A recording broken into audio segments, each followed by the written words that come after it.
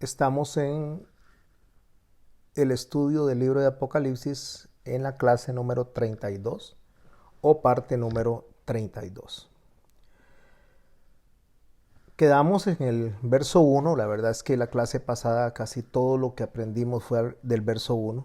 Tuvimos que ir a Levítico para poder ver el contexto de la profecía y creo que salimos muy edificados en cuanto a la enseñanza de Levítico, donde se ve claramente cómo, el, cómo Moisés describe todos los acontecimientos proféticos desde ese libro, o sea, lo que es el contexto de las sombras que nos presenta nuestro hermano Juan.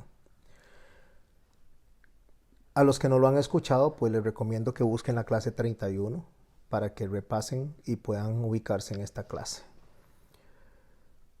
Lo que están viendo ustedes en la imagen es algo que traje para tratar de tener una idea de lo que estamos haciendo a partir de los capítulos 11 al 19. Les había dicho que es algo que se hace en retrospectiva, un estudio que se hace en retrospectiva. Y es como ver hacia atrás y empezar a analizar qué fueron todos los acontecimientos que me llevaron al presente. Voy a ponerles un ejemplo. Imaginemos que ustedes piensan los varones cómo llegaron a conocer a su esposa, cómo se hicieron todos los escenarios y circunstancias para que ustedes pudieran llegar a conocerla, o al revés, cómo llegaron ustedes a conocer a su esposo, y a la hora que hacen ese análisis de situación, ustedes dicen, mira, si yo no hubiera ido aquí, si no me hubieran presentado, si tal amigo no me hubiera invitado, no hubiera pasado esto.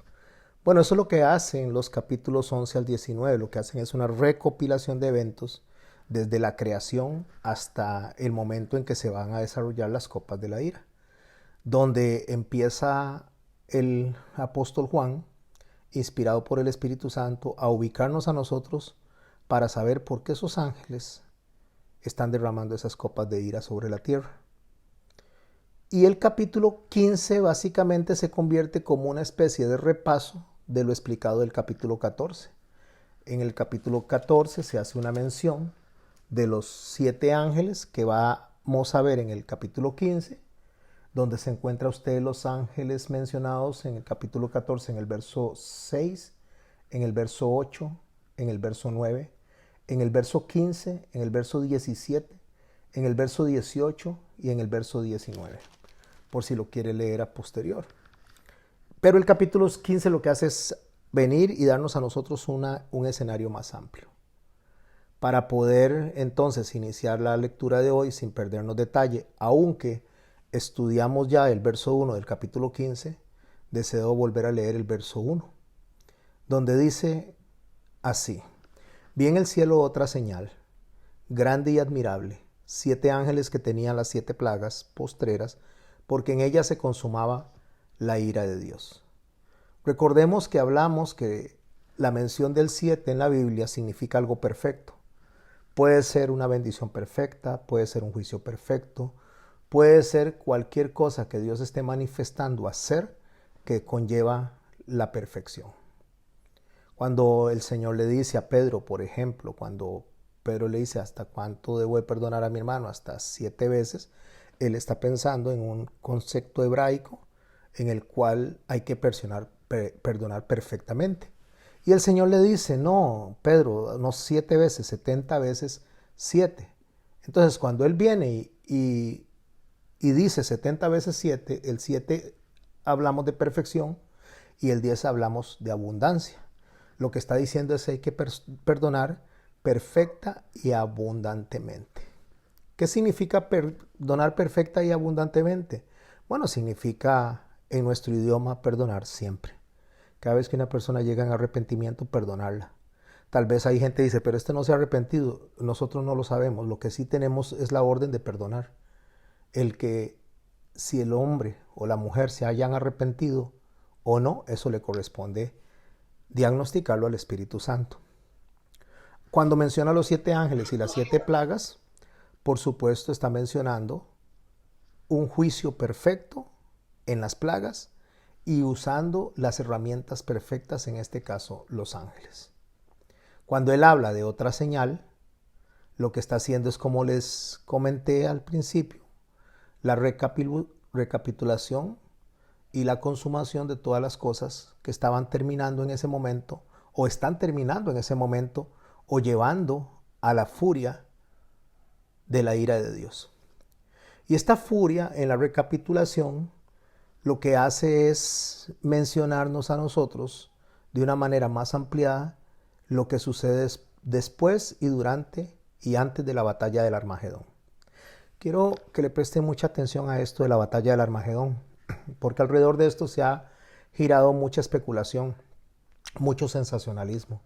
Como les he dicho en diferentes clases, la intención de estas enseñanzas, como Dios las puso en mi corazón, es recibirlas cual la iglesia del primer siglo las estaba recibiendo. En tiempos de persecución estaban siendo echados a los leones, estaban siendo decapitados, aserrados, estaban siendo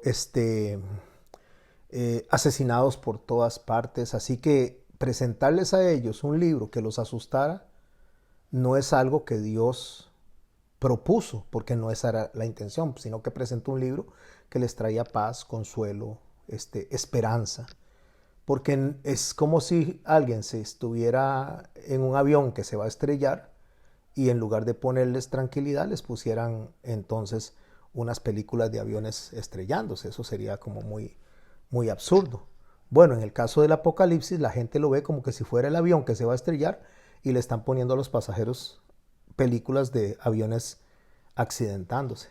No, el libro del Apocalipsis, bien leído, de una forma responsable y entendiendo el carácter de Dios, pues nos va a llevar a nosotros a tener esperanza. Les decía a los hermanos antes de abrir la clase que el problema mayor es que mucha gente, no voy a decir malintencionada, podría ser bien intencionada, pero las buenas intenciones tampoco significa que estamos haciendo lo correcto. Podríamos ir bien intencionados hasta el infierno. Nosotros no tenemos que ser solo bien intencionados, sino tenemos que ser bíblicos en lo que hacemos. Y algunas personas bien intencionadas vienen y empiezan a presentar el estudio de Apocalipsis sin haber estudiado los otros 65 libros. Y mis hermanos y mis hermanas, aunque suene algo que ustedes no están acostumbrados a ver en la mayoría de las personas que enseñan o estudian Biblia, antes de tocar el Apocalipsis hay que estudiar los 65 libros anteriores. Porque el Apocalipsis lo que es una recopilación de todos esos eventos. Por eso es que al describir otra señal, al describir todo lo que está hablando el capítulo 15, en referencia a lo que empezamos a leer en los capítulos anteriores, a partir del 13, el 11, lo que está haciendo es eso, una recapitulación de la consumación de todas las cosas, que van a terminar con la batalla del Armagedón, que lo leeremos en el capítulo 16, y después terminaremos los eventos hasta el capítulo 19. Cuando dice que es un relato de una señal, lo que está haciendo es solamente dando una advertencia o otra advertencia más. Es importante y muy importante, subrayo, saber que el Apocalipsis no está escrito cronológicamente. Cuando se lee el Apocalipsis de manera cronológica, se pierde realmente la interpretación del mismo. Repasando lo que hemos dicho anteriormente, el Apocalipsis en el capítulo 1 habla del mensaje, del mensajero, del carácter del mensaje y del carácter del mensajero. En el capítulo 2 y 3, el Apocalipsis nos menciona a nosotros la historia de la iglesia a través del tiempo, desde el momento en que fue formada allá en el aposento alto, en el derramamiento del Espíritu Santo en tiempo del Pentecostés. Los capítulos 4 y 5 lo que nos hablan es del momento del arrebatamiento, nos hablan a través de los hechos que están pasando en los cielos en el momento de que se da el juicio de Dios y empiezan los sellos que inician en el capítulo 6 y del capítulo 6 en adelante es que empieza lo que son eventos de la tierra, mientras queda la profecía suspendida en el aire de manera paralela de los eventos de los cielos que los llegaremos a ver después del capítulo 19. Así que así se lee el Apocalipsis. Por eso debemos de estar presentes siempre en nuestro entendimiento, en nuestra mente, tener siempre presente de que el Apocalipsis no está en orden cronológico, sino en orden de revelación. Una de las advertencias que tenemos que tener nosotros, o sea, cuando él expresa las ideas, es el uso del lenguaje. El lenguaje cuando dice también, o vi también como un, que está refiriéndose al texto, a ver, vi en el cielo una señal grande y admirable, 7 ángeles que tenían 7 plagas postreras, porque en ella se consumaba la ira de Dios. Y en el verso 2 dice, vi también como un mar de vidrio mezclado con fuego.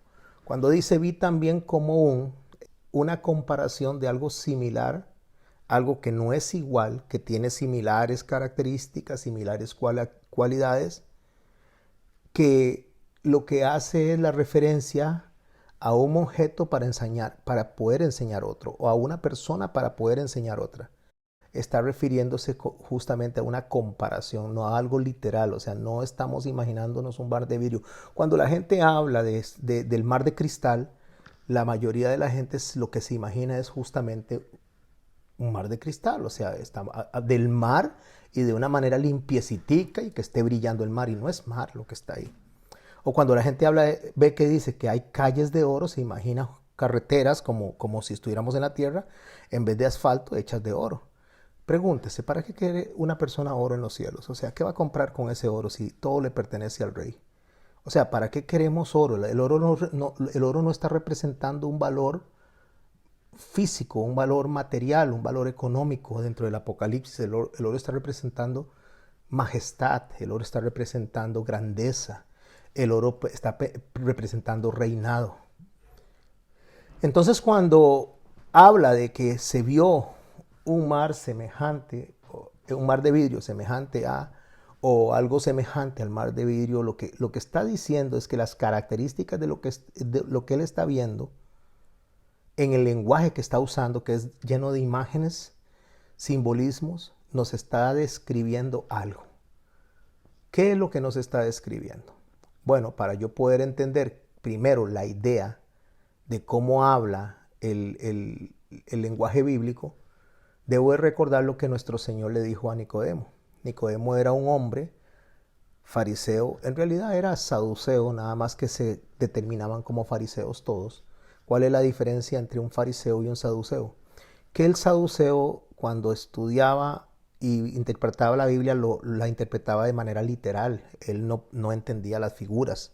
El saduceo decía, si eres tornado al polvo, él pensaba, la persona hecha polvo. Esa es una interpretación literal. El fariseo no, el fariseo entendía de imágenes. Podía explicar lo que era la palabra de Dios a través de las imágenes. Y cuando Nicodemo el Señor le dice y le habla a través de las imágenes, él las entiende literales. En Juan el capítulo 3, en el verso 5, cuando Nicodemo le pregunta ahí cómo es que se hace eso, o sea, cómo es que va a entrar al vientre de la madre, el Señor le dice, de cierto te digo que el que no naciere de agua y del Espíritu no puede entrar en el reino de Dios. Entrar está hablando no tanto de un aspecto presencial, sino de un aspecto experimental. Cuando nosotros entramos al reino del cielo, al reino de Dios, no entramos de manera presencial, no todavía. Va a llegar el momento en que seamos arrebatados o muramos y seamos llevados a la presencia del Señor, y ahí vamos a estar de manera presencial. Pero mientras estamos en la tierra, estamos de manera experimental. Entonces, cuando el Señor le dice a Nicodemo que el que no naciere de agua y de espíritu, agua es juicio, limpieza, espíritu es una conversión real a través de lo que es la operación transformadora del Espíritu Santo en nuestra alma, no puede entrar experimentalmente en el reino de Dios. O sea, no puede experimentar esas cosas que nosotros podemos vivir, como la paz que sobrepasa todo entendimiento, el arrepentimiento, el perdón, la compasión. Eso no se puede experimentar si no se nace de agua, juicio y espíritu. Espíritu es verdad, o sea, espíritu es una conversión genuina. Y le sigue diciendo en el verso 6 a Nicodemo, lo que es nacido de la carne, hablando de la humanidad, carne es, o sea, lo que es nacido de la humanidad es humanidad. Lo que es nacido del espíritu, o sea, lo que viene de Dios, espíritu es, o sea, es algo inmaterial. No te maravilles de que te dije, os es necesario nacer de nuevo, le dice a Nicodemo. Entonces Nicodemo, pues después de que les expliqué cómo pensaba un saduceo de manera literal, nos ubicamos en él siendo parte del Sanedrín, siendo un príncipe del Sanedrín, pero ubicamos la idea de en qué lado, en qué sector, en qué grupo estaba él del fariseísmo. Estaban los que pensaban de manera literal. Respondió Nicodemo y le dijo, ¿cómo puede hacerse esto? Porque él lo entiende literal, o sea, él no hace la traducción desde las imágenes que el Señor le está presentando. Y eso es lo que está pasando hoy día, mis hermanos. La gente agarra el Apocalipsis y lo lee literal, no ve las imágenes, no ve las figuras. Y no ve las figuras y no ve las imágenes porque no ve los otros 65 libros. Entonces se le responde Jesús y le dice, ¿eres tú maestro de Israel y no sabes esto? Yo creo que si nosotros nos volviéramos, o no nos volviéramos, si el Señor Jesús viniera a preguntarnos a cada uno de los maestros que enseñamos en la tierra, a las demás personas, nos haría esa pregunta, ¿cómo ustedes están enseñando algo que no saben? Porque eso es lo que está pasando, mis hermanos. La mayoría de la gente está enseñando cosas que no saben. Pero no significa que lo que estamos aprendiendo nosotros o lo que estoy enseñando hoy, todos lo sabemos, ¿no? Todos tenemos un proceso de toda la vida de aprendizaje, pero necesitamos las herramientas básicas. Y las herramientas básicas nos las da a nosotros la Torá. La Torá, que es el libro de Génesis, que es el libro de Éxodo, que estamos hablando de Números, que es el Levítico, que estamos hablando de Números y de Deuteronomio. Esa es la base de toda la palabra de Dios, porque todos los demás libros están sostenidos ahí. Y después, para que esos libros estén sostenidos ahí, a la hora de desarrollarse el Nuevo Testamento, a la hora de llegar a un libro escatológico, profético, como el libro del Apocalipsis, necesitamos la Torá, necesitamos los profetas, necesitamos los libros sapiensales, los evangelios, las cartas paulinas pastorales, las cartas históricas, o sea, todo esto lo necesitamos, porque sin eso no podemos interpretar. Por eso es la pregunta, ¿cómo es que ustedes enseñan algo que no saben? ¿Eres tu maestro? ¿Eres tu maestro de Israel y no sabes esto? Vamos a hablar de la realidad de la comprensión del mensaje. La pregunta que hace él es esta. Si os he dicho cosas terrenales y no creéis, ¿cómo creeréis si os dijere cosas celestiales? Bueno, justamente eso, porque no entendemos las imágenes que se están presentando, la comparación que se está presentando. Cuando Dios dice a la hora de crear al hombre, y cuando me refiero al hombre estoy hablando del hombre y la mujer, Él dice estas palabras. Y dijo Dios, Génesis 1, 26 y 27, dice, y dijo Dios, hagamos al hombre a nuestra imagen conforme a nuestra semejanza. Esa es la misma figura que el Señor está usando con Nicodemo. No es que seamos exactos a Dios, es que tenemos de Dios una semejanza, no es que somos dioses o que somos un clon de Dios, no somos un clon de Dios, que tenemos de Dios algo que Él nos da para que nosotros podamos identificarlo, para que podamos conocerlo. Entonces nos da a nosotros, nos transfiere de todo lo que tiene que ver con su carácter transferible, el amor, la creatividad, el perdón, la capacidad de tener compasión, todo esto que transfiere el Señor. Y Él se deja lo que tiene que ver con sus atributos. Él es todopoderoso, Él es inmutable, Él es justo, aunque nos transfiere a nosotros el poder practicar la justicia, pero ninguno de nosotros va a ser justo como Él. No tenemos esa capacidad. Nosotros necesitamos del Espíritu Santo para que nos guíe, pero tenemos la semejanza que Él nos da para que podamos gobernar la tierra, que fue lo que le dijo a Adán y Eva cuando los creó. En el Apocalipsis 15:1, cuando hablamos justamente de esa forma de estudiar la semejanza, una de las cosas que él llama la atención es justamente a los 7 ángeles y las 7 plagas, que manifiesta, o mejor dicho, la ira de Dios manifiesta. ¿Qué es lo que es la ira de Dios manifiesta? Cuando alguien le pregunta a usted, ¿qué es la ira de Dios? ¿Qué es lo que vamos a decir nosotros desde nuestra óptica humana? Es que el Señor está enojado. Está pero bravísimo. Es que el Señor se está desquitando. Y no, porque el Señor no se desquita.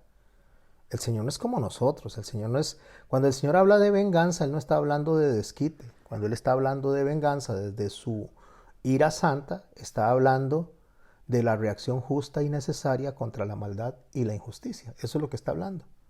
Porque la expresión, la ira de Dios, cuando se habla de la consumación de la ira de Dios o cuando se habla de la ira de Dios en toda la Biblia, es la expresión justa de Dios como reacción necesaria a la maldad y a la injusticia.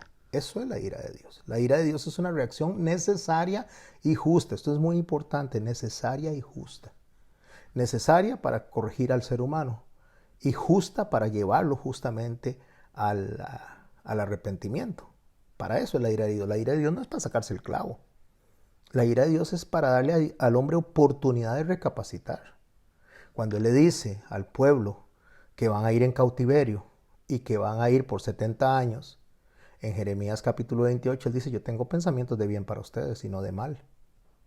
Cuando Él le dice eso, la mayoría de la gente toma eso de manera literal, sin ver la figura, y lo que dicen es que el Señor quiere solo el bien para nosotros. Pues sí, el Señor quiere el bien para nosotros, pero lo malo es que agarran esa frase como que no nos va a pasar absolutamente nada malo, como que no vamos a tener problemas.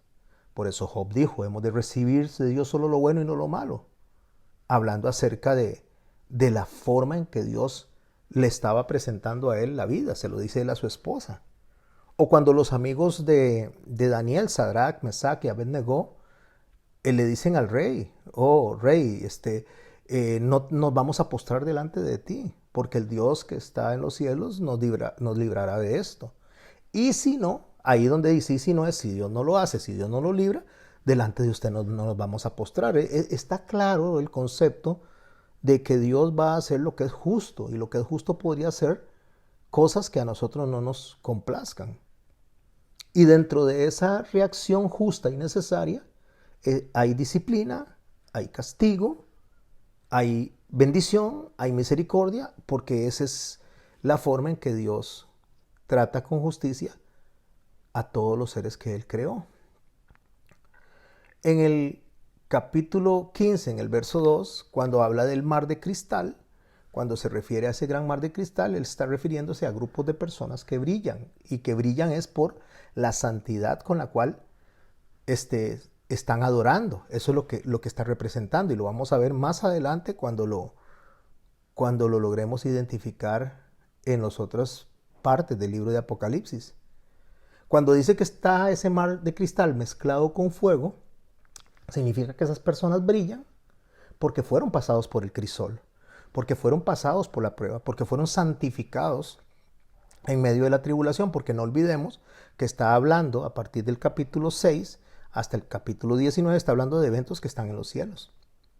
Ya se dio el arrebatamiento, hay personas que están siendo llevadas al cielo durante la tribulación, que hay personas que están muriendo, el Señor las está recibiendo, y estas personas pasaron por el fuego, pasaron por el crisol de la prueba, y cuando llegan al cielo se unen a ese mar de cristal, que son personas que están brillando. Brillando no en cuanto a luminosidad, aunque si lo quiere usted recibir en su mente como algo luminoso, básicamente está hablando de santidad.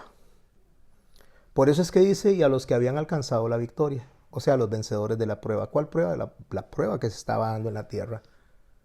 Y esa prueba que se dio en la tierra, se dio la victoria sobre, es lo que dice el capítulo 15, verso 2, esa victoria se dio sobre la bestia, que es un sistema de poder de alianzas, se dio sobre la imagen, que significa conducta proveniente de, porque cuando Dios dice que nos hace a nosotros a su imagen y a su semejanza, ya dijimos que no es algo igual, no es algo exacto, sino que está hablando, porque Él ni siquiera tiene una imagen como nosotros, Dios es espíritu.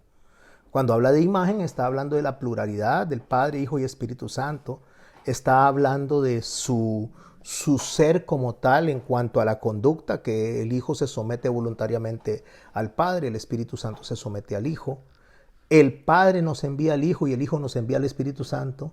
El Espíritu Santo nos guía al Hijo y el Hijo nos guía al Padre. Eso es justamente la imagen, esa es la conducta. La imagen es la conducta, tiene que tenerlo presente, porque en el Apocalipsis vamos a ir hablando de conducta. Y semejanza, cuando habla de semejanza es al carácter que les hablé, transferible de la creatividad, el amor, la compasión, todo lo que tiene que ver con la conducta del corazón. Entonces, cuando estas personas están adorando a la bestia, que es un sistema de alianzas, con la imagen es la conducta que las alianzas están presentando para que la gente se comporte en la tierra durante los tiempos de tribulación. Y el número es identidad. ¿Cuál identidad? El número es ese sello, esa identidad, ese pasaporte o esa cédula del reino de la maldad en ese tiempo que hace que las personas estén sujetas, sometidas a ese sistema de poder. Y cuando dice que vencieron sobre el nombre, esa autoridad. Cuando el Señor Jesús dice que en mi nombre pidan las cosas, está hablando que sobre su autoridad. No es solo decir Jesús, J-E-S-U-S, no. Es la autoridad que Él representa. O sea, Él murió y a Él se le dio toda potestad. Significa toda autoridad en los cielos, en la tierra y debajo de la tierra. Entonces, como a Él se le dio toda potestad, al decir en su nombre se está diciendo que lo que respalda, lo que estamos pidiendo, lo que respalda es la autoridad de Él. Por eso es que debemos de decir, como Santiago indica, si Dios quiere. ¿Por qué si Dios quiere? Porque la autoridad la tiene Él para decir sí o no. Es Jesús el que puede decir eso. Él es el que tiene la autoridad en la tierra, en los cielos y debajo de la tierra, y todo lo que en ellos hay. Entonces, cuando habla de ese mar de cristal, ese grupo de gente que brilla porque pasó por la prueba, por el crisol de la prueba, y vencieron esa prueba, vencieron el sistema, vencieron la conducta de esas personas, vencieron la identidad de esas personas y vencieron la autoridad de esas personas. Entonces decir que el mar de cristal está ahí brillando y alcanzaron la victoria, es decir, alcanzaron la meta.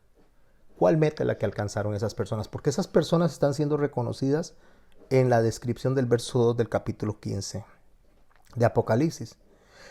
Si nos vamos al capítulo 3, en el verso 21, cuando el Señor le habla a la iglesia apóstata, cuando el Señor le está hablando a aquella iglesia a la cual llama al arrepentimiento, recordemos que desde el capítulo 2 hasta el capítulo 3 hay un desarrollo de la conducta de esas iglesias en medio del mundo, que iniciaron, como acabo de decir, en la figura de las iglesias que empezaron en el alto, en el Pentecostés. Ahí básicamente inicia la era de la iglesia, en el momento que el Espíritu Santo se derrama, según lo que el profeta Joel había profetizado.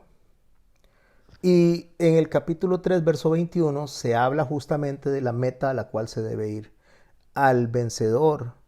¿Al vencedor de qué?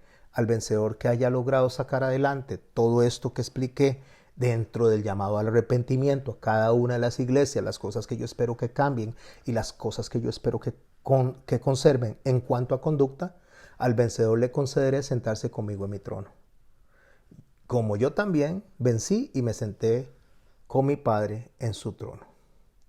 O sea, cuando está hablando en cuanto al mensaje, para la realidad, la comprensión del mensaje, en ese verso 2 del capítulo 15, el mar de vidrio, con o en, son las personas que alcanzaron la victoria sobre la bestia y están de pie delante del altar del Señor adorando, están cantando.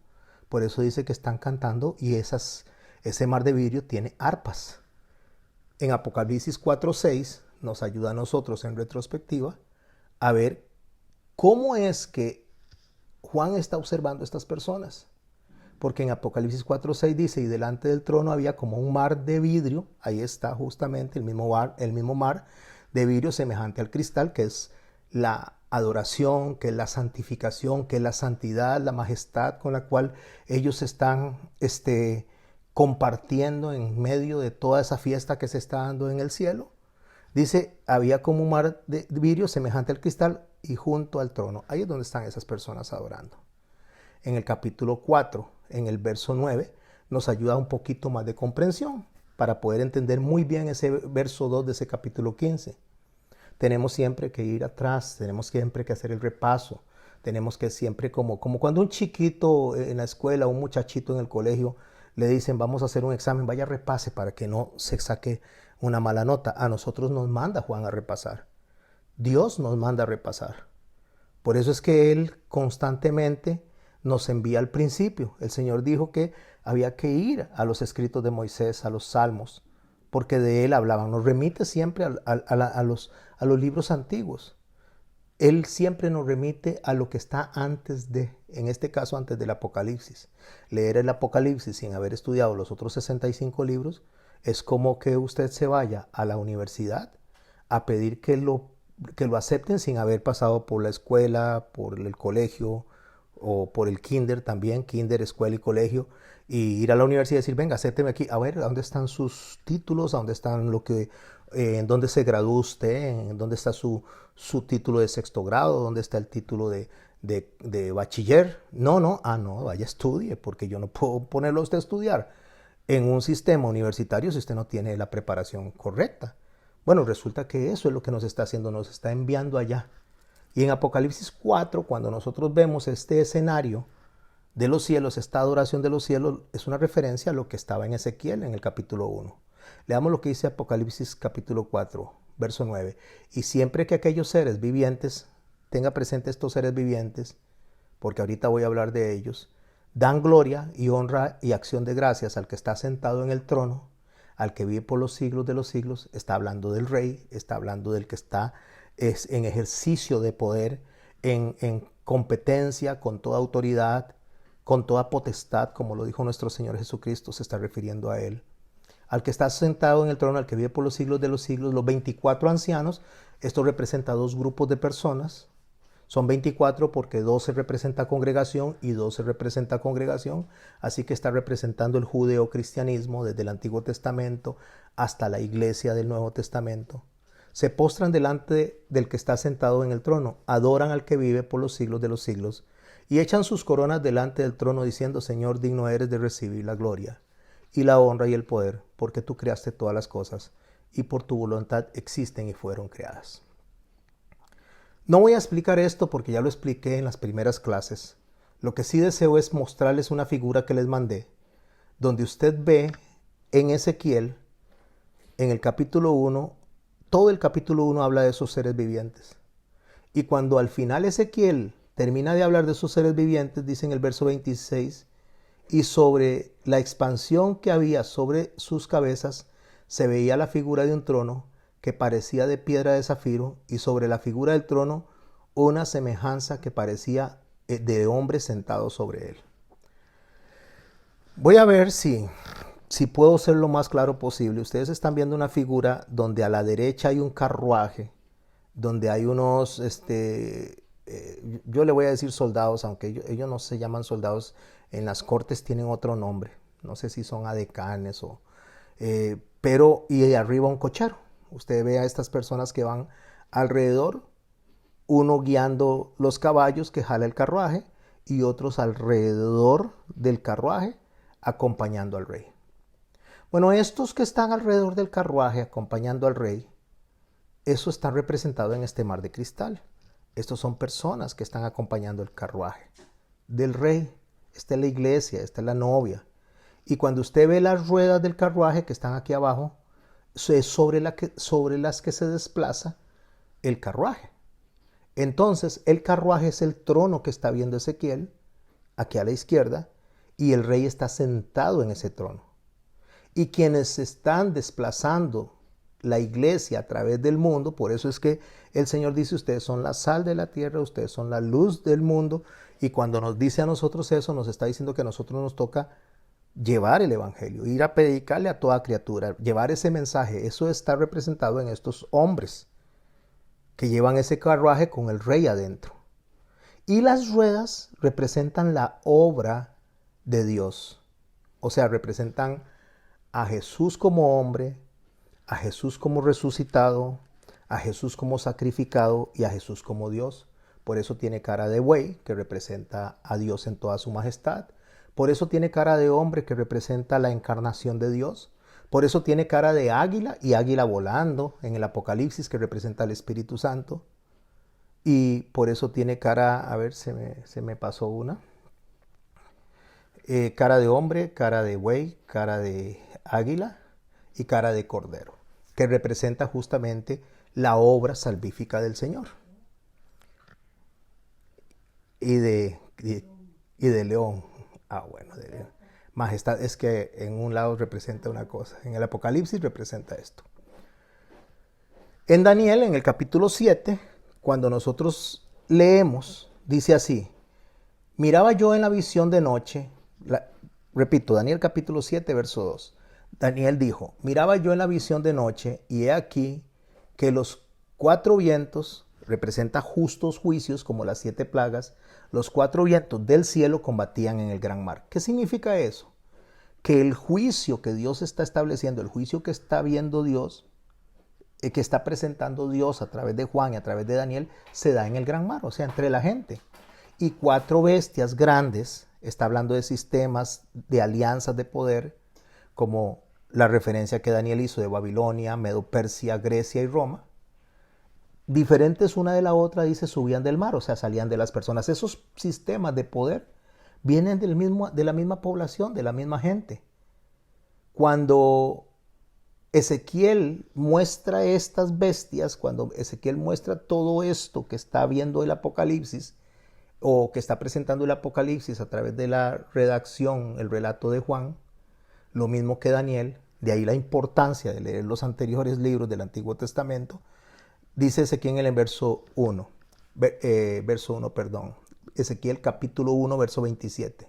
Y vi la apariencia como de bronce refulgente. El bronce representa el sufrimiento. Cada vez que usted ve en la Biblia la figura del bronce, sea en el tabernáculo, sea en el Apocalipsis, sea donde sea, representa sufrimiento. Y refulgente significa sufrimiento al máximo. Está hablando de Cristo, está hablando del sacrificio de Cristo. Y vi apariencia como de bronce refulgente, como apariencia de fuego dentro de ella en derredor. Fuego es escrutinio, es el juicio de la limpieza, de la santificación. Es como cuando usted agarra el oro, cuando agarra la plata y la pone en el crisol. Y entonces lo que dice es que eso es lo que está viendo él en esos seres vivientes. Desde el aspecto de sus lomos para arriba, desde los lomos para abajo, vi que parecía como fuego y que tenía resplandor alrededor. Como parece el arco iris que está en las nubes el día que llueve, así era el parecer del resplandor alrededor. Y él dice qué significaba todo eso que él viene describiendo desde el verso 1 de Ezequiel 1. Esos seres vivientes que él está viendo, dice, esta es la visión de la semejanza de la gloria de Jehová. Y cuando yo la vi, me postré sobre mi rostro y oí la voz de uno que hablaba. Si me devuelvo a la figura anterior, esto es lo que Ezequiel está viendo. Y repito, están los seres vivientes, están las ruedas sobre rueda. Rueda sobre rueda representa al Padre y al Hijo, con muchos ojos, que representa el escrutinio que hace, y esto está representando el fuego del centro al Espíritu Santo, que lleva a la iglesia a donde Él quiere llevarla. La dirige, fue lo que Jesús dijo, Él los guiará a toda verdad. Les recordará lo que yo les enseñé, ese es el otro consolador. Bueno, resulta que la iglesia, guiada a través del Espíritu Santo, es la que lleva ese carruaje donde va el Rey sentado al resto de las personas, al resto de la humanidad. Y esto que está viendo Ezequiel, que se conoce como la gloria de Dios, es justamente la iglesia junto con Cristo sentado en su carruaje, donde Él es la cabeza y nosotros somos el cuerpo. Cuando le dice la gloria de Dios, se está refiriendo a la obra completa de Jesucristo, donde estamos nosotros, siendo parte de ese rol, de ese proyecto eterno. En Apocalipsis 17:15, que es el verso que nos va a ayudar a nosotros a entender un poquito más cuando lleguemos ahí acerca de lo que es el mar y las aguas que están figurados ahí. Recuerde que el agua siempre va a representar limpieza o juicio. En el libro de Daniel, en Génesis, representa en el diluvio juicio. Y en el Apocalipsis representa juicio y limpieza, que es lo que él le dijo a Nicodemo justamente, cómo tenía que venir la conversión. Y vea lo que dice en capítulo 17, verso 15 de Apocalipsis. Me dijo también las aguas, hablando de la ubicación de estas aguas que has visto, donde la ramera Una ramera es una prostituta. Una ramera es una mujer que vende su cuerpo para obtener dinero. Entonces, cualquier persona que tenga una iglesia, y voy a poner comillas a iglesia porque la iglesia son las personas, aunque hoy en día la gente ve como iglesia el templo, o sea, el cajón donde la gente se reúne, el edificio. Esa no es la iglesia, es el lugar donde la gente se reúne. Pero voy a hablarlo de una manera más moderna, como la gente lo está entendiendo. La gente que pone ese edificio y reúne un grupo de personas para obtener un beneficio económico, hace las veces de una prostituta, o sea, está vendiendo el cuerpo, que es el cuerpo de Cristo, para beneficiarse económicamente. Entonces, cuando dice las aguas, o sea, donde está ubicada esa mujer, esa ramera, donde la ramera se sienta, o sea, sentarse significa es estar en un trono que me da autoridad. ¿Quién me da la autoridad a mí? ¿Quién le da la autoridad a esa ramera? ¿Quién le da la autoridad a esa prostituta para que se siente como se sienta en cuanto al manejo, al control, a la manipulación que hace? ¿Se sienta sobre qué?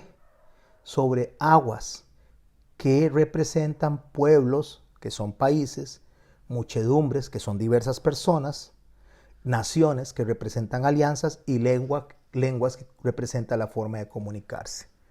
Traté de sacar unas imágenes para tener una idea más clara de pueblos. Pueblos que son países, entonces, donde la ramera se sienta, que está hablando del mar Mediterráneo, donde la Roma antigua, el imperio antiguo estaba establecido.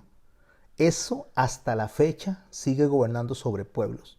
Solo que no tenemos el imperio romano como lo concebía en ese momento los discípulos que estaban bajo el yugo del imperio romano, sino bajo lo que es el cachito pequeñito, lo que es el residuo de ese imperio romano que está soportado, que está guiado, que está representado en la religión en el día de hoy, ese sincretismo que se dio en el siglo III, cuando Constantino vino y institucionalizó el cristianismo dentro del imperio romano, dándole a los cristianos la práctica de sus dioses paganos y sus fiestas paganas, y los cristianos de ese momento pues dándole al imperio romano lo que tenía que ver con el mensaje del evangelio, ese sincretismo, lo que ve Daniel en la visión de Nabucodonosor cuando ve en la estatua unos pies que tienen barro y que tienen hierro, o sea, esa mezcla, ese sincretismo. Y de ahí para arriba se empieza a construir lo que son los diferentes bestias, según Daniel, o lo que son los diferentes imperios que han de gobernar el mundo hasta la fecha y los que van a gobernar durante la tribulación. Esos pueblos son esos países. Cuando habla de muchedumbres, la imagen que puse es tratando de llevar estas muchedumbres más que montones de personas. Entonces ahí tenemos montones de religiones que andan alrededor del mundo, al cual le va a llamar el Apocalipsis muchedumbres. Muchedumbres se refiere a agrupaciones religiosas, agrupaciones de personas buscando la verdad, buscando la santidad, buscando hacer... ¿Por qué? Porque el hombre está diseñado para adorar. El hombre no puede quedarse sin adorar. El hombre tiene un diseño de adoración. Entonces esas muchedumbres representan eso. Y las naciones representan alianzas, alianzas económicas, militares, religiosas, culturales. Aquí tengo que cambiar esta y voy a ponerle culturales. Culturales, ¿qué es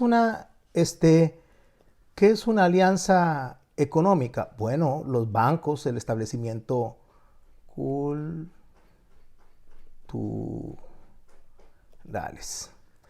Es el establecimiento de bancos, sistemas económicos para que el hombre esté esclavizado. Porque aquí hay algo muy importante, mis hermanas y mis hermanos. Antes de pasar a los otros temas, deseo que quede muy claro que la gran tribulación no persigue solo a la iglesia.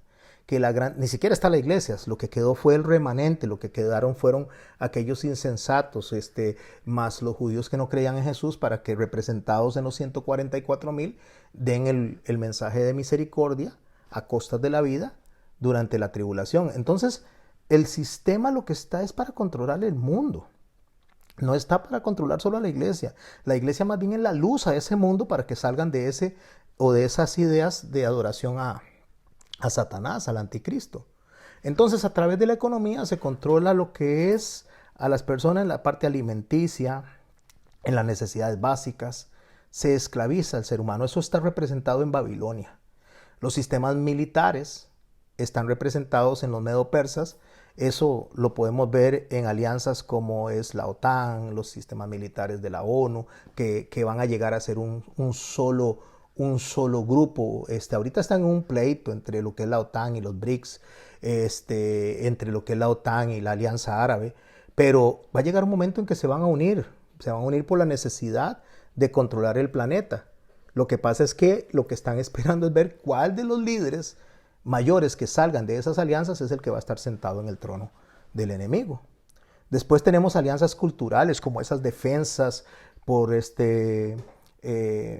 lo que es la ecología, las defensas por lo que es las ideologías de género, esas defensas que tienen que ver con los derechos humanos. Eso es la parte cultural, eso viene de Grecia, o sea, de la idea de la bestia o el imperio que estaba representado en Alejandro Magno.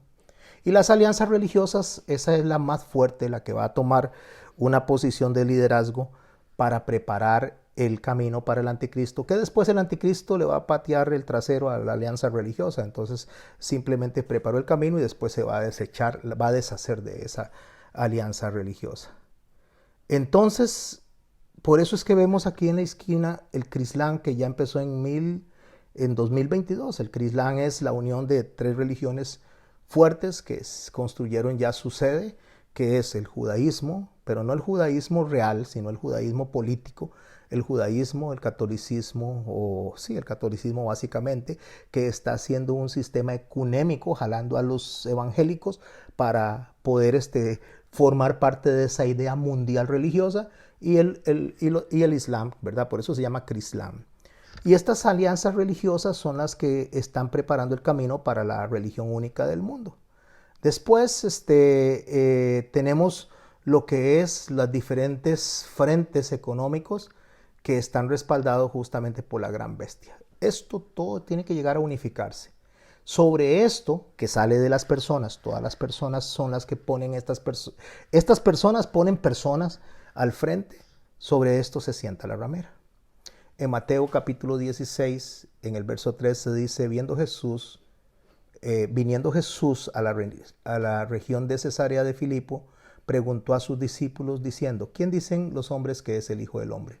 Es muy importante, mis hermanos, que este asiento sobre el que se sienta la ramera, no nos sentemos nosotros con esa ramera en ese asiento, porque la fe que viene de una palabra que significa estancia es asiento, justamente es silla.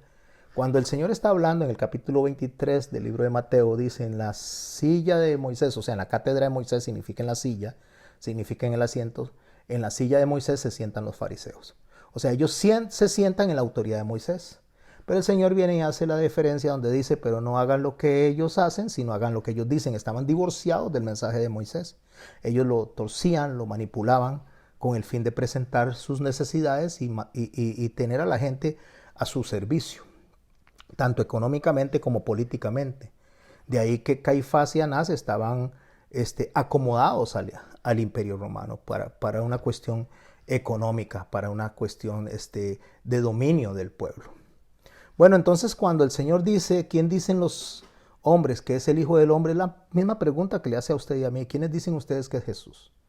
Entonces podríamos decir, bueno, Jesús es el Jesús que predican los de la iglesia romana, grecorromana, o el Jesús que presentan los adventistas, o el Jesús que presentan los bautistas, o el Jesús que presentan ahí vaya sumándole diferentes denominaciones, los católicos, los testigos de Jehová, los mormones. Bueno, vaya presentando, ese es el Jesús. Cada uno dice, este es el Jesús, este es Jesús. Eso es lo que la gente viene y obtiene como estancia, donde me siento. Pero si yo me estoy sentando en una fe, en una denominación, donde están interesados en la parte económica, temporal, terrenal, llámese quien se llame, no me estoy sentando en el evangelio correcto, ni me estoy sentando en la fe del Jesús correcto. Porque el Señor no tenía ningún interés en las cosas de esta tierra. Él dijo, el Hijo del Hombre no tiene ni dónde posar su cabeza. El Señor no venía por asuntos terrestres. El Señor le fue muy claro a sus discípulos que Él no estaba para constituir un gobierno en ese momento en Jerusalén, que Él venía a morir, a ser entregado. Ellos fueron los que se hicieron la idea de que Él venía a gobernar desde Jerusalén en ese momento, entendiendo las profecías del Antiguo Testamento que no se han cumplido, se cumplirán en el milenio. Entonces, claro, ellos les contestan de manera humana. Bueno, unos dijeron que Juan el Bautista, otros que Elías, otros que Jeremías y otros que alguno de los profetas. Esa es la idea humana de Jesús. O sea, la idea humana de Jesús incluso se ve desde las prédicas, desde las enseñanzas. Cuando alguien dice, ay, seamos como David. Uy, es que si somos como Elías. Uy, es que si somos como Moisés. No, no, ninguno de esos. O sea, todas esas personas tienen virtudes que nosotros podemos admirar, son virtudes que nosotros podemos decir qué buena esta conducta, pero también son seres humanos que se equivocaron, que hicieron cosas terribles, que hicieron cosas no solo terribles, sino horribles, muchos de ellos. Entonces ninguno de esos es el modelo a seguir.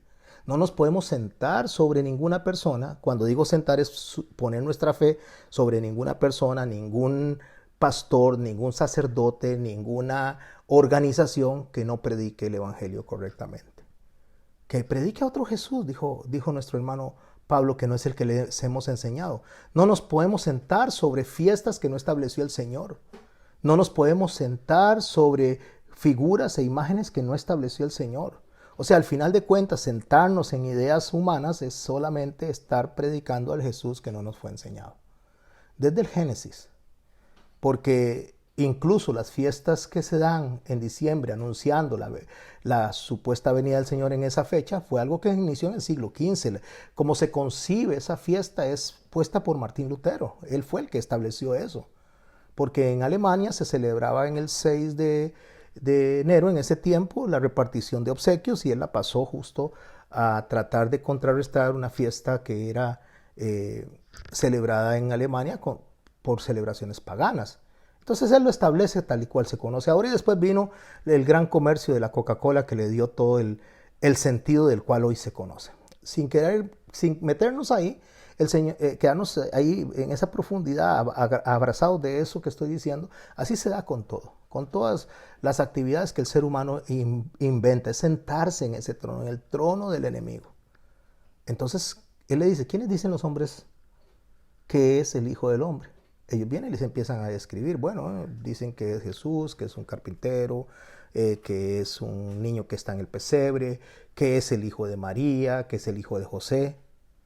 Y ahí empezamos a hacer un montón de descripciones que tal vez nos apoyemos con textos bíblicos, pero no es el Jesús que se nos dijo que presentáramos. No es el Jesús que el Señor dice que debemos de enseñar.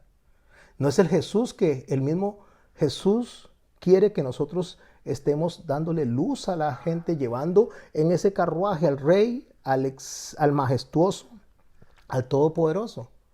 Entonces, dice el verso 17 de Mateo 16, entonces le respondió Jesús a Pedro cuando él le dice, tú eres el Cristo. A ver, Mateo 16:15, leámoslo en el 16:15 para quedar más claros.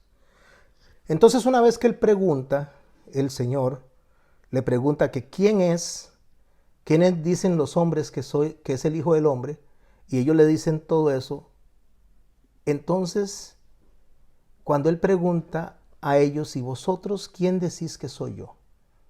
Esto es importante, mis hermanos. Él está diciendo, bueno, eso es lo que piensan ellos. Es como si dijera, bueno, lo que ellos piensan no es lo que es importante para mí. Para mí lo importante es vosotros, ¿quién decís que soy yo? Ok, ¿ustedes quién creen que soy yo? Respondió Simón Pedro, le dijo, tú eres el Cristo, el Hijo del Dios viviente. Eso es lo que nosotros tenemos que predicar y eso es lo que Ezequiel está viendo, eso es lo que Daniel está viendo y eso es lo que Juan está viendo, la gloria de Dios, porque la gloria de Dios es el Cristo, el Hijo del Dios viviente, donde usted y yo formamos parte de ese Cristo. Déjeme tratar de explicar esto en pocas palabras. Jesús es la obra de Dios en la tierra. Él vino a predicar el llamado al arrepentimiento, nació de una virgen, creció, aprendió en sabiduría, en entendimiento, pudo estar compartiendo con los discípulos, enseñó a los discípulos. después fue llevado a la cruz, murió en la cruz, resucita. Esa es la obra de la tierra. Pero el Cristo es la obra ya terminada de los cielos. Es donde está Jesús entronado y nosotros junto con Él como parte de esa gloria de Dios. Porque eso es lo que Él vino a hacer. Él vino a morir por nosotros, a morir para restaurar todas las cosas, incluyendo la creación. Es lo que enseña Pablo en Romanos, que aún la misma creación está esperando y gimiendo por la restauración de todas las cosas. Esa obra completa es Cristo. Esa obra es la obra del Hijo del Dios viviente. Claro, eso lo entiende Pedro por revelación del Espíritu Santo. Por eso Jesús le dice, bienaventurado eres Simón, hijo de Jonás, porque no te lo reveló carne ni sangre, sino mi Padre que está en los cielos. Y le dice él a Pedro, y yo también te digo que tú eres Pedro, y sobre esta roca edificaré mi iglesia, y las puertas del Hades no prevalecerán contra ella. Aquí voy a hacer una pausa. Cuando él le dice a Pedro que sobre esta roca edificaré mi iglesia, está refiriéndose a la declaración que Pedro dijo, tú eres el Cristo. Y ahí empieza a edificar la iglesia, en esos apóstoles, en la autoridad que le da a la iglesia sobre la tierra para poder predicar el evangelio y para poder hacer juicio sobre las cosas incorrectas que el hombre hace. Entonces, sobre esa declaración, 300 años después, nace la iglesia del Estado, la iglesia institucionalizada por medio de Constantino, pero no es la iglesia que Cristo dejó. Es la iglesia que se institucionalizó y a partir de ese momento empieza a adquirir, a recibir lo que es el cristianismo y a mezclarlo con el paganismo. Por eso hasta el día de hoy estas personas continúan celebrando cosas que no se deberían celebrar, enseñando cosas que no se deben enseñar. Pero aquí voy a hacer una pausa porque más adelante vamos a ver que el protestantismo y lo que es los evangélicos también, y todo esto nace de este mismo trono del tercer siglo. Por eso usted ve que muchas de las cosas evangélicas o protestantes, que no es lo mismo el protestante y el evangélico, el protestante es el que salió de los tiempos de la Reforma, protestó contra el sistema, y el evangélico es el que protestó contra los protestantes. Entonces todo este sistema que está sentado sobre ese trono de la gran ramera, de la bestia que está sobre las aguas, de ese sistema tan enorme, es el que hoy en día nosotros estamos viendo cómo está creciendo en los tiempos de la iglesia de la Odisea, la iglesia apóstata, la iglesia que se une solamente por las riquezas, por obtener el beneficio de lo material. Pero cuando él dijo sobre esta iglesia, edificaré mi iglesia, sobre esta roca, perdón, cuando él dijo sobre esta roca edificaré mi iglesia, se estaba refiriendo a esa iglesia, a esos apóstoles, a esas personas que estaban representadas ahí, que iban a recibir el derramamiento del Espíritu Santo, el poder del Espíritu Santo, la autoridad apostólica, y sobre esa iglesia es que iba a crecer justamente la representación de todo lo que vendría después de ahí. De ahí que le dice en el verso 19, a ti te daré las llaves del reino de los cielos. Cuando le dice que le da las llaves, no se imagine que Pedro andaba con una llave sota, ni está en el cielo como lo presentan en algunos dibujos con una llave sota. La llave es la palabra, la llave es el mensaje, la llave es el llamado al arrepentimiento. Y el primer convertido, no convertido porque ya el Señor lo había salvado, sino la primera persona que recibe el evangelio y a explicarle por qué Dios lo salvó a él y a su familia, fue Cornelio. Cuando Pedro llega donde este centurión y le explica la razón por la cual él siente lo que siente y lo que está en su corazón, porque el Espíritu Santo ya había venido a él. Entonces lo que hace Cornelio es contarle lo que pasó en su corazón, y Pedro le dice y lo evangeliza para que fue salvado él. Bueno, eso es lo que hace el libro de Apocalipsis, enseñarnos a nosotros todo eso. Y en el capítulo 15 nos hace un pequeño repaso de lo que se dio desde los versos, desde los capítulos 6, 7 hacia adelante. Veamos el capítulo 7, verso 9 para poder ver este escenario, este mismo escenario que estaba viendo Juan, que está viendo Daniel, que está viendo Ezequiel y que Jesús está presentándole a su pueblo, a sus discípulos. Dice Apocalipsis 7, verso 9, después de esto miré y aquí una gran multitud que nadie podía contar de todas las naciones, tribus, pueblos y lenguas.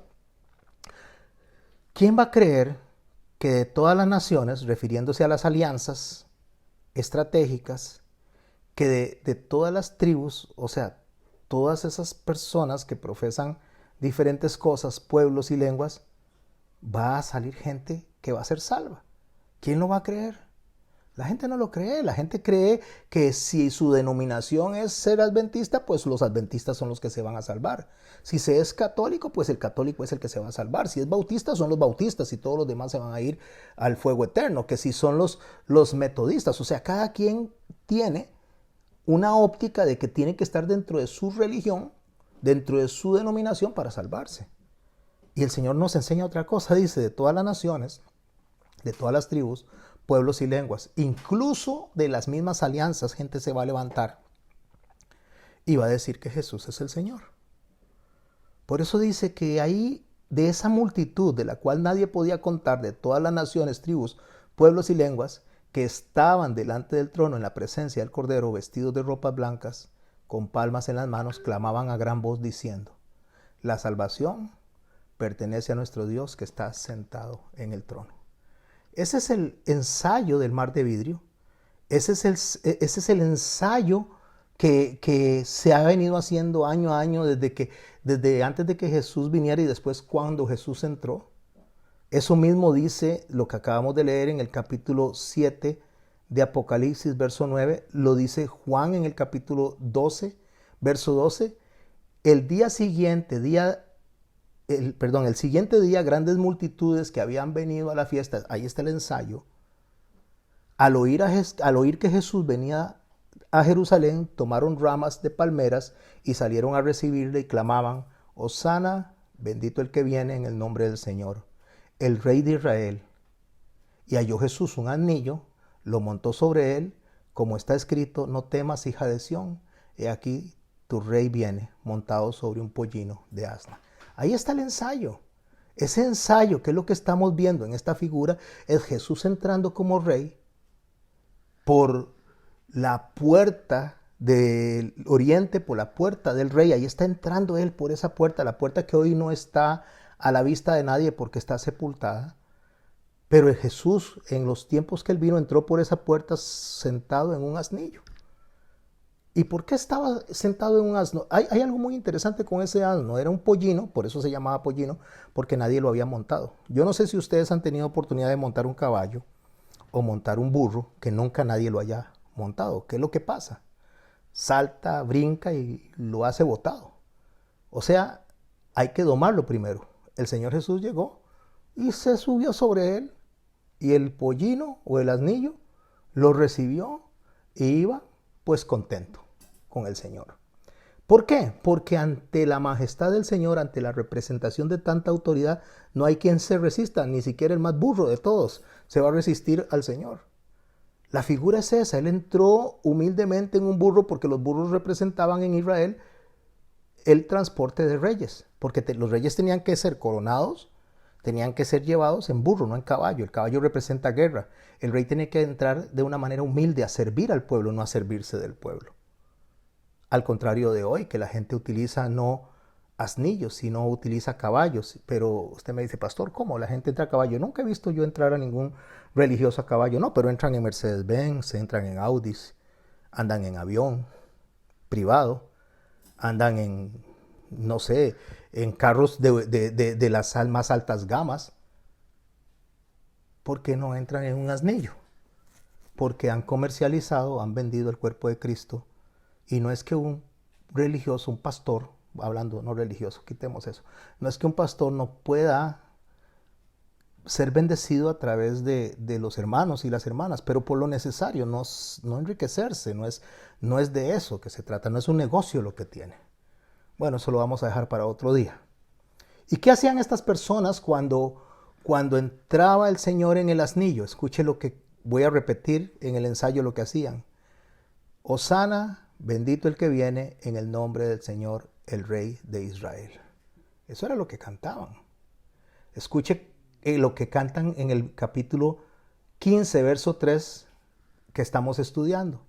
Y cantaban el cántico de Moisés, siervo de Dios, y el cántico del Cordero, diciendo, no solo bendito el que viene, porque ya el Señor vino, ya el Señor hizo la obra que hizo como Jesús, ahora Él es el Cristo, Él es el que está entronado, nosotros estamos alrededor adorándole, alabándole. Espero que cuando el Señor venga y nos lleve, ojalá que sea pronto para estar dentro de estas personas haciendo este cántico de Moisés que dice, grandes y maravillosas son tus obras, Señor Dios Todopoderoso, justos y subraye justos y verdaderos son tus caminos, Rey de los santos.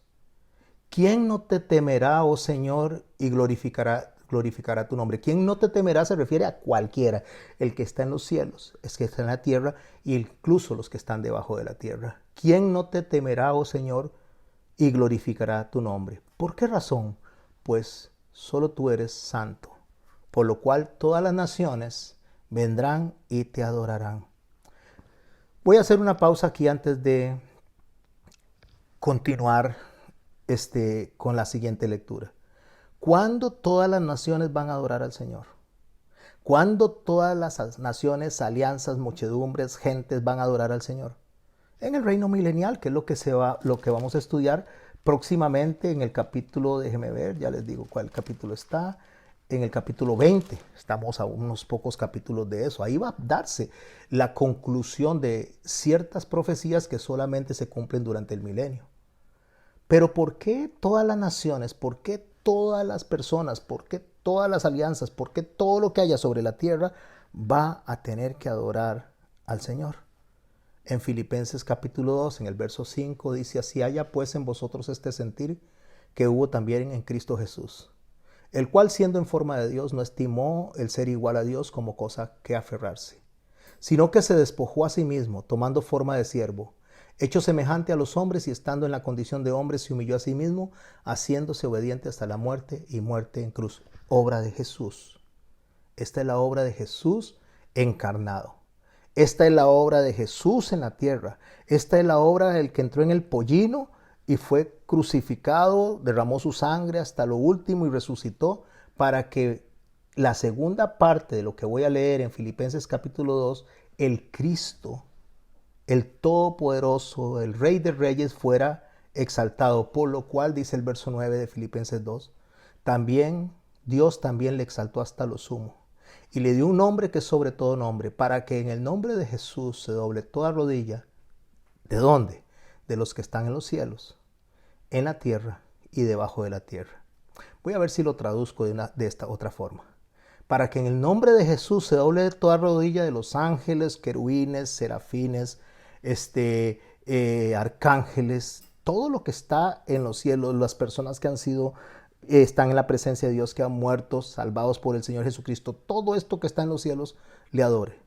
De los que están en la tierra, ¿quiénes? Los que están en ese momento, vamos a decirlo según el libro de Apocalipsis, los que están en ese momento en la tierra, que han sobrevivido a la tribulación y que están dentro del gobierno milenial.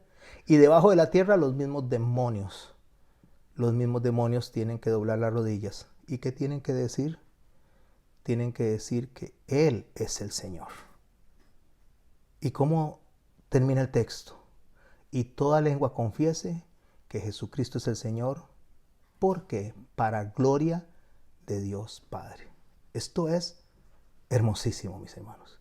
No hay nadie que se pueda resistir a darle gloria a Dios. ¿Cómo? Y le van a dar gloria a Dios hasta los demonios. ¿Sabe qué? Los demonios tuvieron que ir donde Jesús y pedirle pedirle permiso. Tuvieron que ir donde Jesús a pedirle permiso para entrar en el hato de cerdos. Ni siquiera Satanás, con todo el poder que tiene, puede hacer nada si Dios no se lo permite. Esa es la razón del reconocimiento. La razón del reconocimiento está en el verso 4 del capítulo 5, porque tus juicios se han manifestado. ¿Sobre quién se manifestaron los juicios? Primero sobre Jesús, primero sobre Cristo, primero sobre Él y después viene sobre el resto de la creación, sobre el resto de la humanidad, de aquellos que le han rechazado y le continúan rechazando y quieren seguir apegados a sistemas religiosos, a sistemas denominacionales, a sistemas de ideas de celebraciones económicas, políticas, militares, a todos esos sistemas que solamente le abren el camino a Satanás, al anticristo. Y dice el verso 5 del capítulo 15 de Apocalipsis: después de estas cosas miré y aquí fue abierto el cielo, el templo del tabernáculo del testimonio. El templo del tabernáculo se está refiriendo justamente a lo que Moisés vio en el cielo, de lo cual hizo para construir el tabernáculo de la tierra. Y del templo salieron los 7 ángeles que tenían las 7 plagas, vestidos de lino limpio y resplandeciente y ceñidos alrededor del pecho con cintos de oro. Los vestidos de lino y resplandeciente, mis hermanos y mis hermanas, vienen de es una figura. La figura es que viene de una planta verde, verde pálido. El tallo se saca de la planta justo llamada planta de lino, y ahí se fabrican los tejidos para las telas de esa misma planta.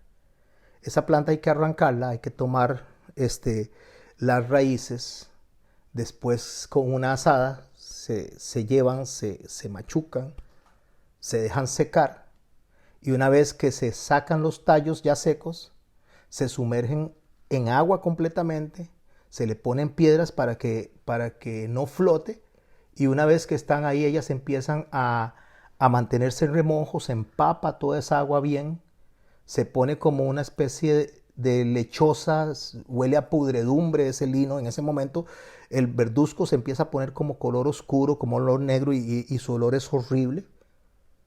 Y entonces esa fibra es la que se agarra para hacer la tela. Una vez que ya está blanca, o sea, que cambia de color y se le va ese mal olor, cuando ya la corteza se desprende, entonces se toma, se pone al sol y se le va dando vueltas hasta que se seque completamente. Mientras se golpea con un mazo, el lino. Por eso está representando la santificación. Se está golpeando con un mazo sobre una piedra para ir sacando todo, separando cada una de las fibras. Las fibras que están más cerca de la corteza se utilizaban como mecha para las luces, para las lamparitas, para las lámparas del tabernáculo principalmente. Pero las fibras del interior, las de más adentro, esas son las de mejor calidad. Esas eran las que se golpeaban más sobre la piedra hasta sacar todas esas mejores fibras. Esa es la tribulación, eso es lo que está viendo él. O sea, la gente que fue arrebatada, la gente que fue llevada, fueron gente obedientes, fueron gente que hicieron lo correcto, pero a la gente desobediente, a la gente que no quiso hacer lo correcto, a esa gente se le pone sobre la piedra que es Cristo y se le da duro hasta sacar todo lo mejor de esas personas. Es santificado durante el tiempo de la tribulación. Así que esa es la figura, mis hermanos y mis hermanas. Ahora voy a Apocalipsis 15, verso 7. Y uno de los 4 ángeles vivientes dio a los 7 ángeles 7 copas de oro llenas de la ira de Dios, que vive por los siglos de los siglos. Y el templo se llenó, déjeme ver, creo que me brinqué uno. Así, verso 8. Y el templo se llenó de humo por la gloria de Dios y por su poder. El humo representa las oraciones de los santos. Y nadie podía entrar en el templo hasta que se hubiese cumplido las 7 plagas de los 7 ángeles, lo cual significa que hasta que no se dé por concluida la tribulación, nadie puede entrar al templo. Nadie puede llegar y accesarlo hasta que el Señor no cumpla con todo eso. Y ahora voy a leer de manera un poquito seguida, porque aquí lo que estoy haciendo es, aquí lo que el texto está haciendo es presentando ya en una explicación más amplia todo lo que acabamos de leer. Desde el capítulo 14, verso 1 dice del capítulo 16: oí una gran voz que decía desde el templo a los 7 ángeles: id y derramad sobre la tierra las 7 copas de la ira de Dios. Fue el primero y derramó su copa sobre la tierra, y vino una úlcera maligna y pestilente sobre los hombres, que tenían la marca de la bestia y que adoraban su imagen. Voy a hacer una pausa rápida porque quiero terminar con un video. Estas úlceras están representando daños, enfermedades que se dan en el cuerpo. Y estas enfermedades que se dan en el cuerpo, estos daños, dice que están sobre los hombres que tenían la marca de la bestia y que adoraban su imagen. Está hablando de personas que decidieron obedecer el sistema, personas que decidieron seguir practicando lo que el enemigo les presenta, personas que quisieron seguir desechando el llamado al arrepentimiento, que es lo que se da a la iglesia de la Odisea y a las otras iglesias. Y estas personas empiezan a recibir justamente un trato con el fin de ser golpeados contra la piedra, para ir sacándoles, para ir purificándoles, para que se arrepientan. Pero resulta que había algo que pasaba, y lo vamos a ver dentro de un rato. El segundo ángel derramó su copa sobre el mar y se convirtió en sangre como de muerto, y murió todo el ser vivo que había en el mar. O sea, estamos viendo los recursos naturales del mar, los peces morir, todo lo que es la alimentación que viene del mar. El tercer ángel derramó su copa sobre los ríos y sobre las fuentes de aguas y se convirtieron en sangre. Estamos viendo los recursos de agua dulce que se están destruyendo. El agua principalmente. El agua es el elemento más importante para la supervivencia. El verso 5 dice, y oí al ángel de las aguas. ¿Quién es el ángel de las aguas? El ángel que cuida las aguas, que protege las aguas, que decía, justo eres tú, oh Señor. Justo eres tú, oh Señor, el que eres, el que eras, el santo, porque has juzgado estas cosas. Por cuanto derramaron la sangre de los santos y de los profetas, también tú les has dado a beber sangre, pues lo merecen. ¿Por qué los juicios caen sobre estas personas que han rechazado el llamado al arrepentimiento? El ángel dice, pues lo merecen. También oí a otro ángel que desde el altar decía, desde el altar significa desde el cielo, Señor, ciertamente Señor Dios Todopoderoso, tus juicios son verdaderos. El cuarto ángel derramó su copa sobre el sol, al cual le fue dado quemar a los hombres con fuego. Voy a rápidamente decir que está hablando del calentamiento global. Está hablando de lo que estamos sintiendo en estos últimos tiempos, este calor que dicen que cuando llegue a 2 grados más, la tercera parte de la humanidad no va a poder sobrevivir semejantes calores, y eso se calcula que se va a dar un máximo al 2050 como máximo. Ya está esto pronosticado por los científicos. Lo digo rápidamente porque, como digo, quiero cerrar con un videíto que quiero mostrarles, y esto que estoy leyendo lo van a entender más claro. Verso 9, y los hombres se quemaron con el gran calor y blasfemaron el nombre de Dios que tiene poder sobre estas plagas. ¿Y qué pasó? Y no se arrepintieron para darle gloria. Aquí está el problema. Porque todo lo que Dios está haciendo es para que se arrepientan, pero no quieren arrepentirse. Ese es el problema. El quinto ángel, dice el verso 10, derramó su copa sobre el trono de la bestia, y su reino se cubrió de tinieblas, y mordían del dolor de sus lenguas. Y blasfemaron contra Dios del cielo por sus dolores y por sus úlceras, y no se arrepintieron de sus obras. El sexto ángel derramó su copa sobre el gran río Éufrates. Aquí es donde voy a hacer una pequeña pausa. Sobre el gran río Éufrates, y el agua de este se secó para que estuviese preparado el camino a los reyes del oriente. ¿Por qué quiero hacer una pausa acá? Porque durante muchos años se ha dicho que cuando se seca el río Éufrates es para que pasen los soldados a invadir Israel. De hecho, el río Éufrates está seco hace mucho tiempo, y muchos ríos del Medio Oriente, porque se han hecho presas donde el agua se ha captado en las partes altas por algunos pueblos, como lo está haciendo China, como lo está haciendo el mismo Israel, como lo están haciendo en África, captando agua, porque el agua está escaseando debido al calentamiento global, debido a la deforestación. Todo esto está generando que se sequen los ríos. Pero hay algo en particular con el río Éufrates, porque el río Éufrates es uno de los más importantes ríos mencionados en la Biblia. De hecho, el nombre real es Perat. En la Biblia dice que este río estaba en el Edén, en el jardín del Edén, donde Dios puso a Adán y a Eva a gobernar la tierra. Además, a orillas de este río se levantó lo que era Babilonia, la Gran Babilonia. El río Éufrates también tiene una importancia y un papel profético en la batalla del Armagedón, la cual estudiaremos más adelante. El río Éufrates lo que nos está mostrando a nosotros es algo que va a pasar durante la tribulación o antes de la tribulación. Eso es lo que está mencionando justamente cuando dice que el río Éufrates se secó para que estuviesen preparado el camino de los reyes. Ahora, ¿qué es lo que está diciendo entonces que el río Éufrates se secó? ¿Significa que es necesario que el río Éufrates esté seco para que la gente pueda invadir Israel y puedan cumplir con la profecía? No, eso no significa. Hoy la guerra y las alianzas que se dan tienen armas nucleares, armas hipersónicas, tienen drones, tienen misiles, tienen armas que no necesitan llevarse por la tierra, ni siquiera tienen que ir gente ahí. No tiene que haber tripulación en esas armas. No se trata de eso. Sino cuando está hablando que el río Éufrates se está secando o se va a secar, no está hablando en sí de la sequía del río Éufrates. No es eso lo que está hablando.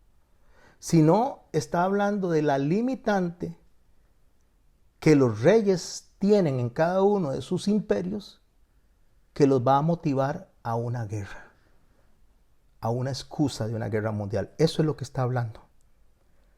Porque ellos tienen dinero, porque ellos tienen poder militar, porque ellos tienen poder religioso, porque ellos tienen poder y dominio desde la educación, pero no tienen control sobre la figura del río Éufrates. Y cuando estoy hablando de la figura del río Éufrates, estoy hablando del agua. Veamos este video.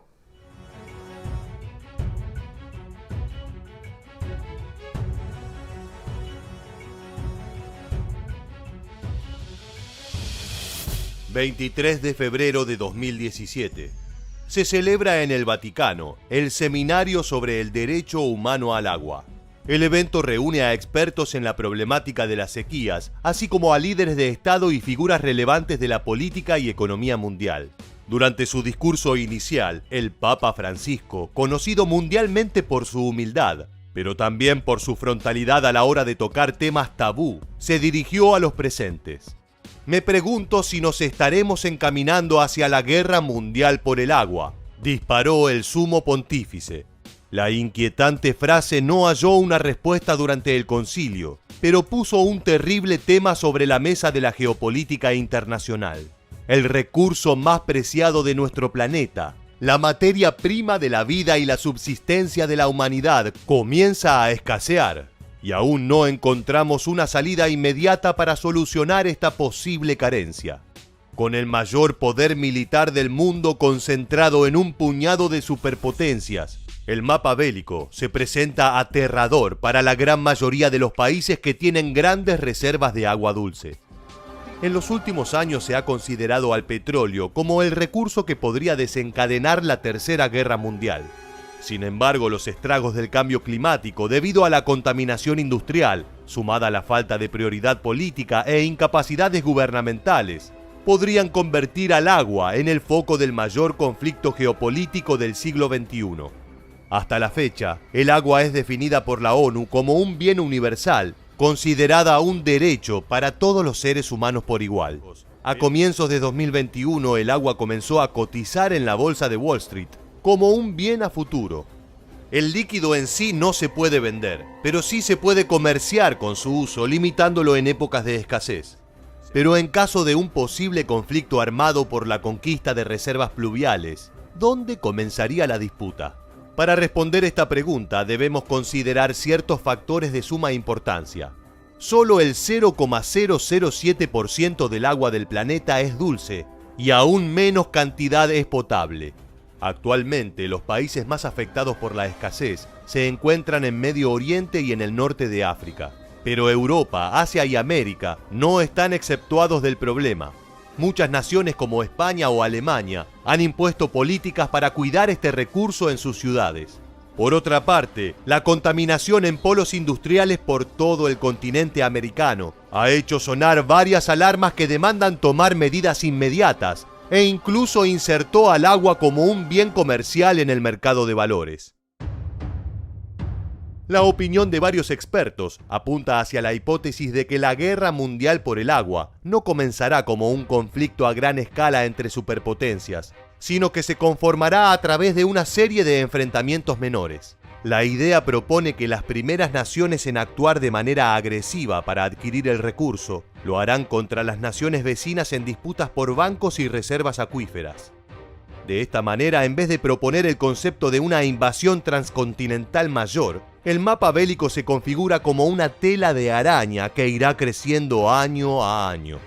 Dentro de la situación actual del agua y su posible proyección a futuro, la ONU confirmó que existen aproximadamente 300 zonas en el mundo en las que se presagia un conflicto a causa del agua en 2025. Un motivo de la lucha podría ser controlar las reservas para satisfacer el consumo de una población. Otra hipótesis señala la posibilidad de que sea utilizada como arma para vencer o conquistar a un país vecino.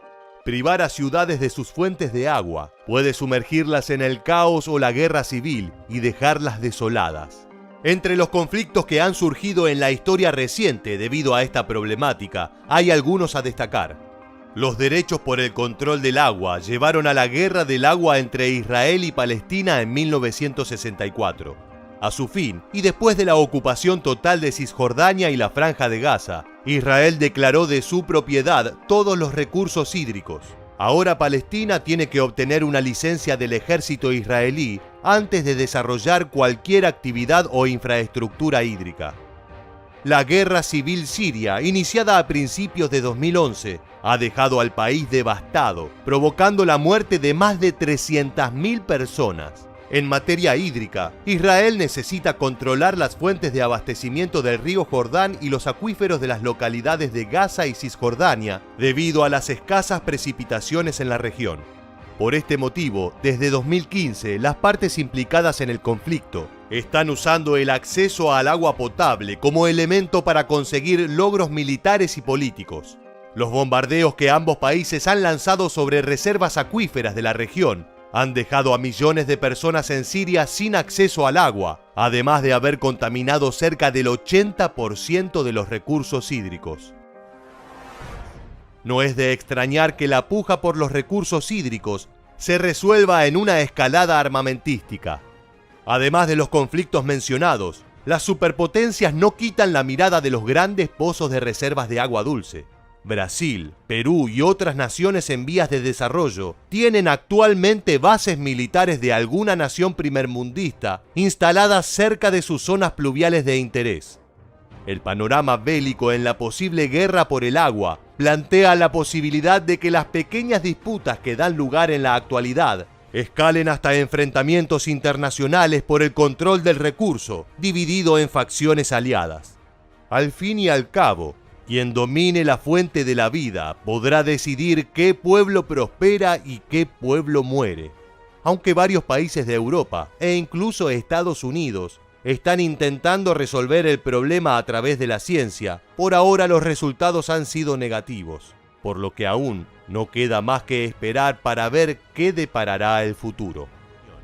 ¿Por dónde crees que comenzarán los tan temidos conflictos para controlar los recursos hídricos?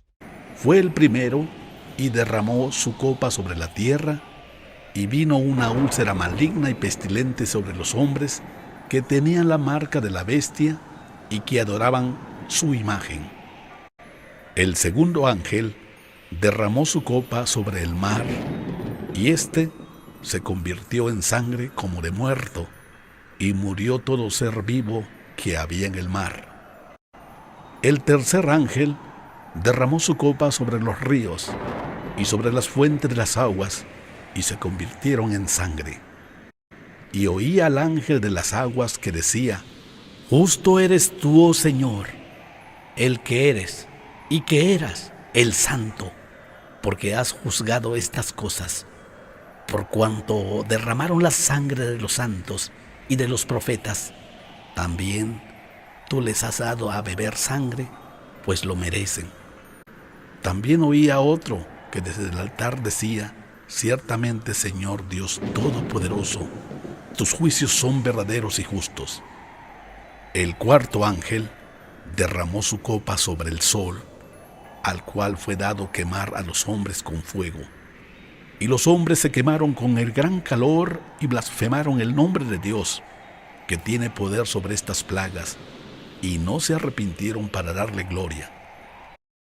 El quinto ángel derramó su copa sobre el trono de la bestia, y su reino se cubrió de tinieblas, y mordían de dolor sus lenguas, y blasfemaron contra el Dios del cielo por sus dolores y por sus úlceras, y no se arrepintieron de sus obras.